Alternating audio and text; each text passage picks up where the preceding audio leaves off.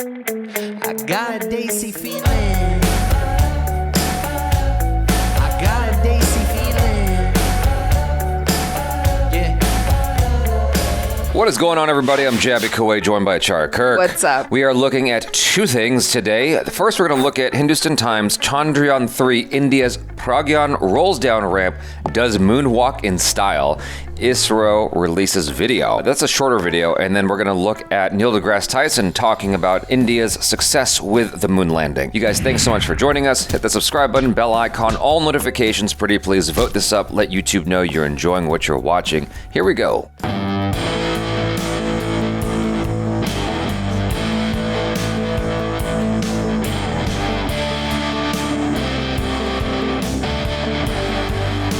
Nice.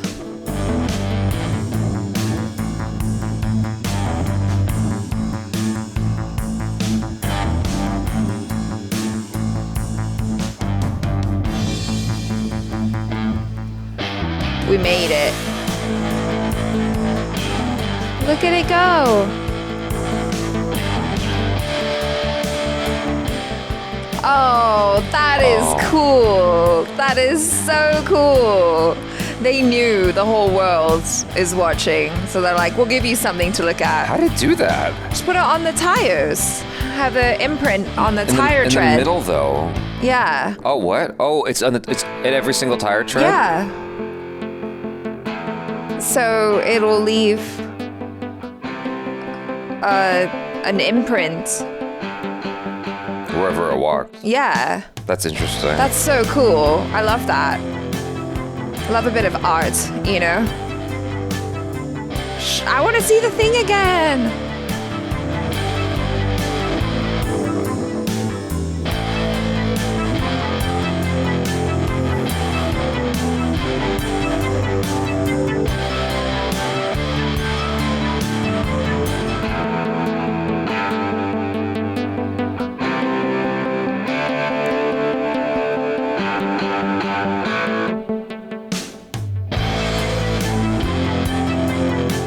Oh, is that it right there? Yeah. That's cool. Oh, why? Why? Oh, ISRO.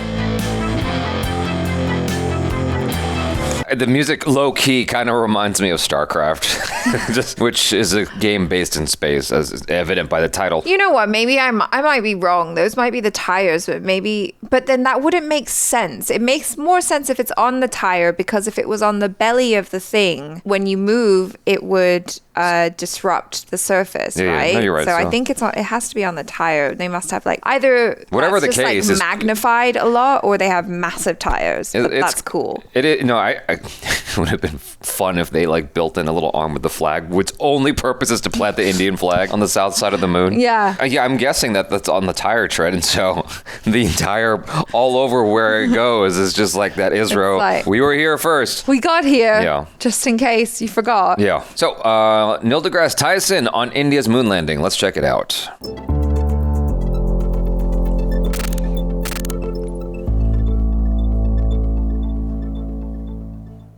I see two major milestones here. One is that there are now 4 countries who have safely and softly landed on the moon, from Russia, the Soviet Union, the United States, countries that China, didn't and now softly India. land. I'd like it when the whole world. Oh, well, the fact that it landed at all is the idea, because if it doesn't do a soft landing, it crashes. That's the idea. Okay. But have there been other countries that tried and just ended up crashing on the moon? Maybe. I don't remember, because I haven't paid all that much attention, truth be told. But the soft landing is the key, because if you're able to accomplish that, that means you're there. Participates in things and not just one country or another.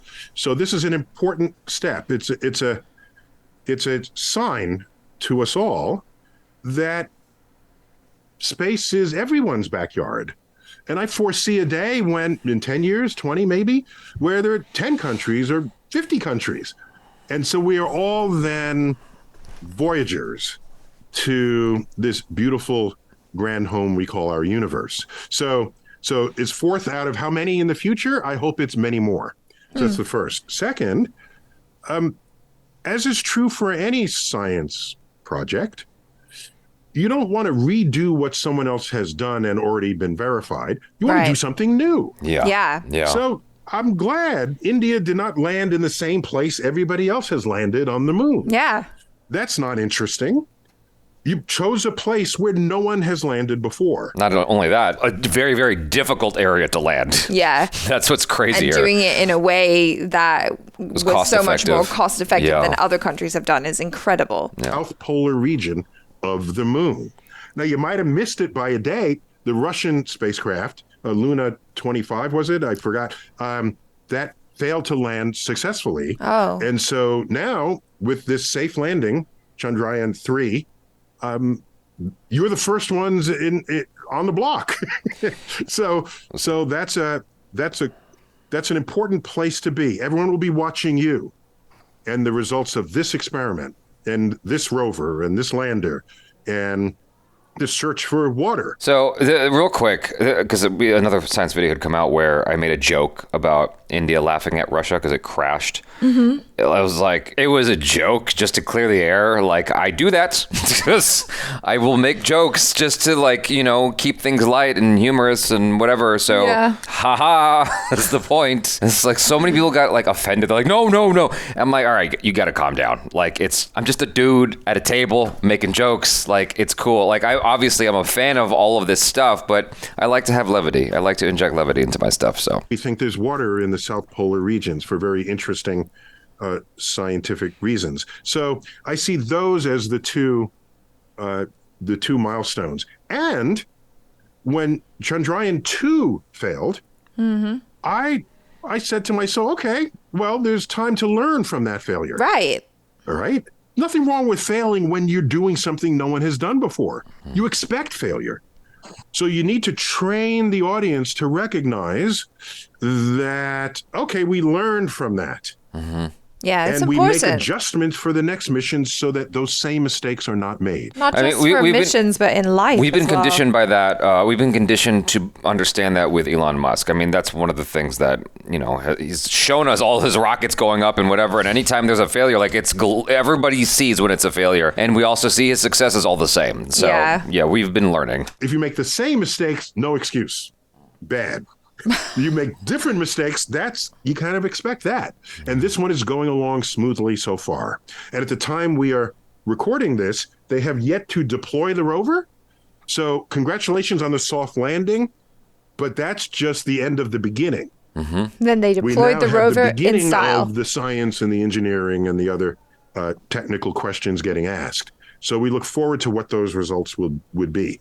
Also, when Prime Minister Modi came through the United States, and I had the privilege of meeting him at the time, he confirmed for me that he would be signing, and he did sign, the Artemis Accord, which is a document, I forgot how many pages, 12 pages or so, detailing a cooperative conduct in space for this generation's spacefaring nations. Cool. On the science you would do, the peaceful uses of that science, the sharing of the data. So, with India landing in the South Pole, making the first measurements there, that will help inform subsequent missions to the South Pole, but not only other Indian missions, but the missions from other nations themselves. Right. Probably will inform our Artemis mission to the moon, where we're sending astronauts, because they're going to the South Pole. We want to know what you found. Right. So that we can readjust and recalibrate and reprogram the experiments we would be doing so that we can take advantage of what it is that you discovered there first. I think it's cool to share knowledge like that. I have to say, just because in the United States, we know how to do things expensively. That's true. Yeah. We're good at spending money on missions. The fact that Chandrayaan cost $74 million. The thing is, Neil deGrasse Tyson would be the first to point out, though, that our space budget is less than 1% of our American dollar. Like, of all the tax dollars collected. The GDP yeah, exactly. It's less than 1% is reserved for space for NASA, and so it's like we're taking what we have and doing our best with it. But the other thing is we're trying to figure out how to get people out there, right? Yeah. And so that's going to be way more costly than just sending out. But anyway, yes, still it's still a remarkable thing how much it was spent to have this be accomplished. In American dollars, $74 million. That's what we spend on movies, okay? On our science fiction movies. And sometimes our more missions than are that. typically, the unmanned missions are typically at least twice that much, typically 5 times that much. Wow. And occasionally Whoa. 10 times that much. So 10 times. I would be curious how you do it so affordably. That's important because if you do it affordably, it means you can do it more times. Okay? And it's less of a loss if one of them fails. All of this matters in the total ecology of a space program. If everything costs a lot of money, then all your eggs in one basket. Yeah. If that fails, what do you do? Okay, you got to start from scratch again. I guess the big question I would have then is the $74 million to India equivalent to the 5 times that budget to America? Oh, Do you like see what I'm because saying? of the purchasing parity power? Is that what it's Yeah. called? Yeah. Well, yeah, the PPP. Yeah. No, it might well be, like $74 million US is still a lot of money in India. But I mean, it's not cheap going into space. Right. Yeah. So whatever you can save by doing whatever they did with the calculations and like using the moon's orbit or gravity or whatever. The Earth's gravity. The yes. Earth's gravity. Yeah. See, I'm not sciencey. Yeah. Forgive me. But I think that's really cool. Like, yeah. And like what Neil deGrasse Tyson is saying, the more cost effective it is, the more times you can try it out. I was delighted to read what adjustments were made on the Chandrayaan 3 relative to 2 once they figured out why that second mission failed. It was just what's supposed to happen when you're clever engineers. Yeah. And Well done. for example, they made sure, because the south pole of the moon is more treacherous. It's not as smooth and flat as the regions selected by the Apollo era astronauts in the United States. We chose the flattest parts of the moon for the astronauts to land because we don't want to get all the way to the moon and have them tip over because there's a cliff at the original landing site that we didn't anticipate. So here in the South Pole, the terrain is much rougher. So they built a wider search and capacity and fuel to go with it to find a safer place. Open your landing zone so that's not a risk to you. Just what should happen. And you can do that when your missions are not all that expensive. So I tip my hat to this. We're going to want to know how you guys did it. And that's a good thing. Yeah. So, if I can get geopolitical on you, we stopped going to the moon in 1972. We could have stayed, but we didn't.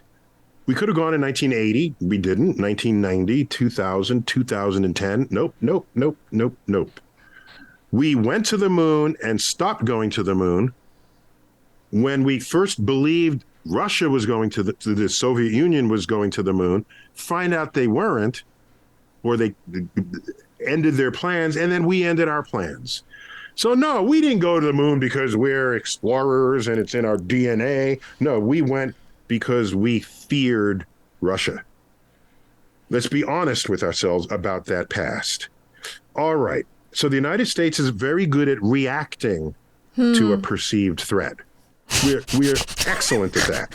It's just Less calling good at out being the US. proactive. We can be if motivated, but we're especially motivated in reaction to geopolitical forces. So what happens in the last 10 years? China rises up with one of the world's largest economies. They build a space program. We didn't invite them on the International Space Station. Excuse They were you. excluded from this How cooperative rude. agreement of space experiments and space. Might have been a big reason for that. Permanent space presence. So they built their own. space program, They're like, launched their own astronauts, taikonauts, they call them. They're building their own space station. They've got their own missions to the moon, and that's what they're doing. And China lately has been kind of a frenemy of the United States. You know that word, frenemy? They're a friend. They're a friend, and we have a lot of financial all right, just say it like it is. But there are all these geopolitical issues that create some tension. And so China says they want to go back to the moon. We say we're going back to the moon. Mm-hmm. To me, that is the simplest and easiest explanation for what I see. Wow.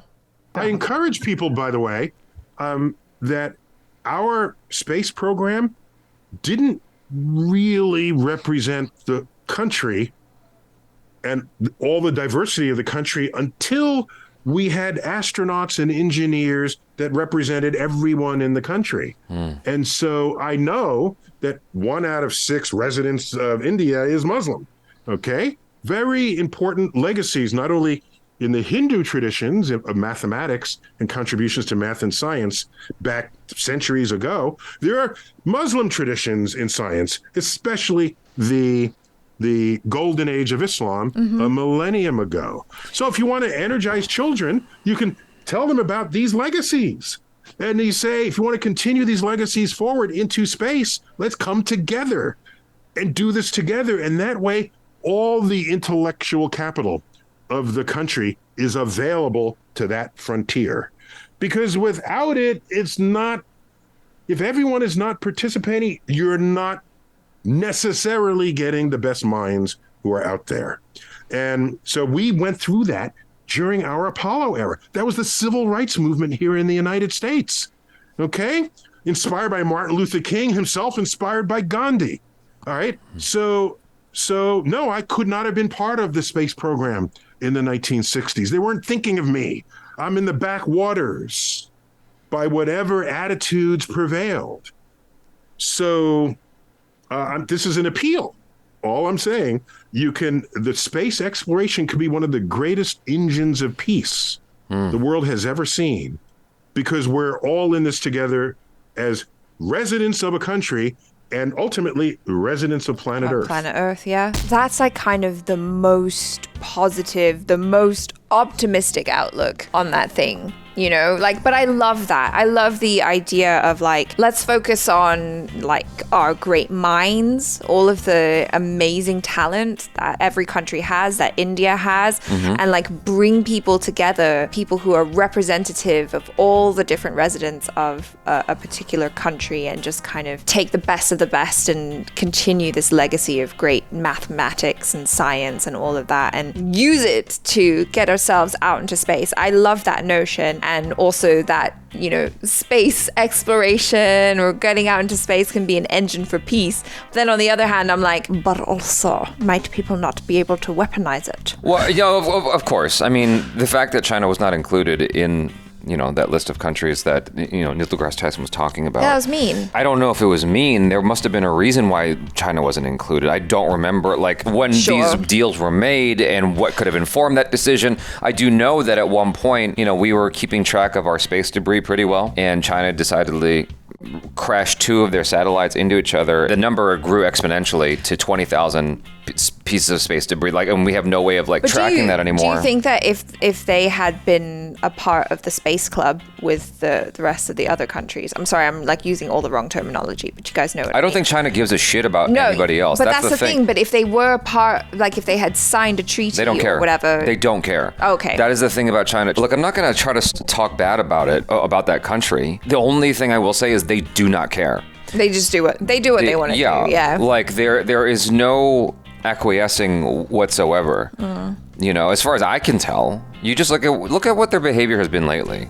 And like, we've had to intervene. America's had to intervene because they're like really infringing on other countries on sea. And it's like, yo, you're getting really close. And that's the only time they'll stop. But they had an air balloon over our country, and they probably have more up there we just haven't found yet. You know, they do not care. China goes where it feels like going. They're like, oh, you don't want to include us? That's okay. And, you know, we'll make our own. You know, and so there was a video I watched on Mongolia recently, and because of our ability to create, what do you call it when we're stopping certain trade? trades and stuff like that. Embargoes, yeah. When we're able to do, because we can do embargoes and we hold a certain amount of power, China's like, you know what, we're done with that. And they started making deals with Russia, and they're creating pathways through Mongolia so they can deal with Russia, and so that they don't have to deal with America at all. Right, yeah. And so these embargoes won't have any weight anymore going forward. I am not surprised at all that they were not included. I'm also not surprised they're trying to get to the moon faster. And I feel like, you know, China doesn't give a shit about like how hard they drill their people to do something. Yeah, that's true. And so it's understandable why America's like, ooh, we better do something quick, because they might get there on sheer, you know, slave driving alone, just because of how hard they'll push their people. So that's a good reason for us to get our butts moving too. And I thought Neil deGrasse Tyson was very honest. Yeah. In, you know, reflecting on America's attitudes, because, you know, Neil deGrasse Tyson is someone I've been listening to for a long time, and to be honest with you, for me, he's kind of fallen from grace. But I realized watching this, fallen from grace for me, okay, because he's still well loved. Watching this, I realized I like listening to him when he's by himself, and he's not on Twitter, and he's not on Joe Rogan's podcast, he's not on any other people's podcast, but his own stargazing or whatever it's called. Like when he's on his own, doing his own podcast or doing a solo talk to camera, he's great. Like I like listening to him. He's very charismatic and he's very impassioned. Mm-hmm. That's awesome. As soon as he starts debating people, I get mad and I tune him out. I'm just like, dude, you're too much. And when he's on Twitter, I'm like, you're very irritating. Like, what are you, the no fun zone? What are you doing, man? Stop. You know, I remember the moment for me where I just was like, I'm done with you, was the movie Don't Look Up had come out. Yeah. And he put out an Instagram reel or something, or a TikTok, and he goes, I saw Don't Look Up. And, you know, other people believe that's a movie, but I know it's a documentary or something like that. I'm like, dude, shut up. Like, just shut up. It made me so mad. But here, it's like, this is why I was drawn to him. Right. He is extremely charismatic. Yeah. And just listening to him talk about like all the positive, like his optimism about all of this. Yeah, and very inspirational. Yeah, and like on how meaningful it is on the world stage. Like, you have to recognize, you know, what India did is so undeniably remarkable. Yes. Everybody has to notice. And one of the things he pointed out that was really strong was that India didn't go where someone else had already gone. Yeah. You know? Yeah. They went to like the harder region. It's like where we avoid it, you know? For good reason. We avoided it. And India's like, Yeah. we'll go there. But now India's like, yeah, we made it. And also super generous, willing to share. Mm-hmm. That's amazing because, you know, scientists can work off of the information that India gets from their experiments and whatever they survey, but also just from the sheer fact that they managed to do it. Yeah. So that's amazing. Yeah, I mean, ideally over time, somehow, impossibly, we all come together in a way that is meaningful and is like truly peaceful so that we can have the betterment of humanity collectively. Because we're still having this kind of weird proxy war shit where we're like kind of... Or I don't want to share information with you, or you can't come into my club, and like, we need to stop. Yeah. I hope that like this relationship goes both ways, where we're also sharing with India and we're not just selfishly like taking what we want. You know what I mean? Yeah. Anyway, I really enjoyed this. Hopefully you guys did too. Thanks so much for hanging out. I'm Jabby Kawai. This is Achara Cook. Peace out.